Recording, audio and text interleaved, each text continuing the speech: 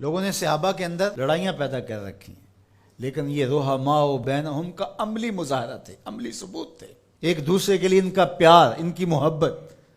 حضرت علی المرتضیٰ اور حضرت سیدنا صدیق اکبر رضی اللہ تعالیٰ عنہ جا رہے ہیں کہ آگے امام حسن کھیل رہے ہیں، تو حضرت صدیق اکبر رضی اللہ تعالیٰ عنہ امام حسن کو اٹھا کر کے اپنے کندھوں پہ بٹھا لیتے ہیں اور ساتھ بولتے ہیں کہ اے حسن تو حضور کے مشابہ ہے، علی کے مشابہ تو نہیں ہے۔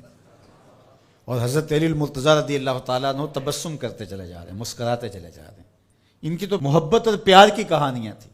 تو کہ نہ شناسی خفی راز جلی ہوشیار باش، اے گرفتار ابو بکر و علی ہوشیار باش۔ اقبال نے کہا تو خفی اور جلی کو نہیں جانتا، جو باریک جال بچھائے گئے ہیں سازشوں کے تو ان سے آگاہ نہیں ہے۔ ابو بکر و علی کو آپس میں مقابل کھڑے کرنے والے سوچ اسلام کے خلاف گہری سازش ہے۔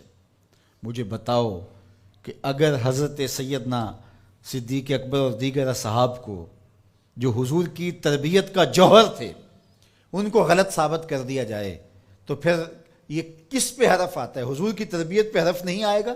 یہ سازش تھی اسلام کے خلاف۔ جو یہ بدقسمتی ہے کہ امت ان سے پیار کرنے کی بجائے آپس میں ان کے ناموں پہ الجھ رہی ہو اور یوں گروہوں میں فرقوں میں تقسیم ہو کے رہ جائے۔ ایک کا پیار دوسرے سے دوری کا سبب بن جائے، یہ کیا ہوا؟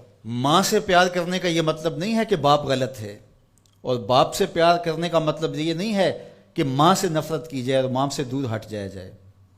ان کے اپنے اپنے فرائض ہیں، اپنے اپنے منصب ہیں۔ بھائیوں سے پیار کرنے کا مطلب یہ نہیں ہے کہ بہنوں کا انکار کر دیا جائے، بہنوں سے پیار کرنے کا مطلب نہیں ہے کہ بھائیوں کی محبت کا انکار کر دیا جائے۔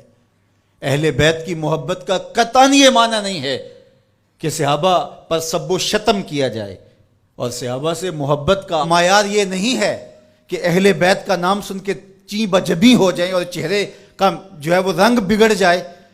ہم صحابہ کو بھی مانتے ہیں، اہل بیت کو بھی مانتے ہیں، اس لیے کہ یہ دونوں مشکات نبوت سے پھوٹنے والی کرنیں ہیں، یہ حضور علیہ السلام کے فیضان کا عکس ہیں، اور صحابہ میں اور اہل بیت میں آپس میں منافات نہیں تھی۔ تو یہ تو رحماء بینہم کا عملی ثبوت تھے، عملی روپ تھے، لیکن ہم ان کے اندر منافات کھڑی کر دی اور ان کو دو الگ خانوں میں بانٹ دیا۔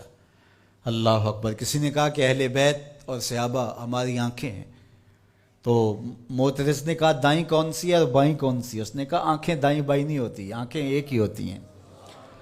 تو ان کی محبت ہمارا ایمان ہے، کیونکہ محبتوں کا مرکز ذات رسالت مآب صلی اللہ علیہ وسلم، پھر وہاں سے جس کو بھی حضور سے تعلق ہوگا وہ محبت اس سے پیدا ہو جائے گی۔ یار محبوب تو محبوب رہا، اللہ نے ان گھوڑوں کی قسمیں کی ہیں جو محبوب کے غلاموں سے جڑ گئے۔ قرآن اٹھائیے، والعادیات دبھا فالموریات قدھا فالمغیرات صبحا فاثرن بہ نقعا فوسطن بہ جمعا۔ محبوب تیری ہی نہیں، تیرے غلاموں کی نہیں، تیرے غلاموں کے گھوڑوں کے پاؤں سے لگی ہوئی کھریوں کے ٹکرانے سے، پتھروں سے جو شرارے نکلتے ہیں، میں خدا ان شراروں کی بھی قسم کرتا ہوں۔